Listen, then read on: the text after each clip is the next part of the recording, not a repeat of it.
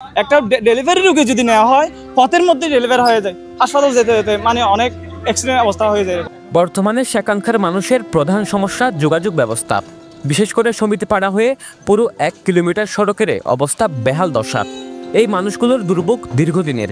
জনপ্রতিনিধিরা আসে আর যায়, কিন্তু এই সড়ক সংস্কারের সুরাহ আসেনি। সড়কের এমন অবস্থা যেখানে সুস্থ মানুষ অসুস্থ হয়ে পড়ছেন, সেখানে ডেলিভারি রোগীদের হাসপাতালে নিয়ে যাওয়া মুশকিল হয়ে পড়ছে।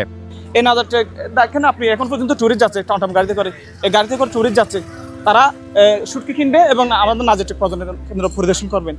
এই সড়কের এই বেহাল দশা, একটা ডেলিভারি রোগী যদি নেওয়া হয় পথের মধ্যে ডেলিভারি হয়ে যায়, হাসপাতাল যেতে যেতে মানে অনেক অ্যাক্সিডেন্ট অবস্থা হয়ে যায়। এরকম বিশেষ করে বেশি কষ্টের মাঝে আছি আমরা, খাস করি বুড়া তোরা যে কোনো কষ্ট মাঝে গাড়ির আস্তে আস্তে চালাই ফুরিব।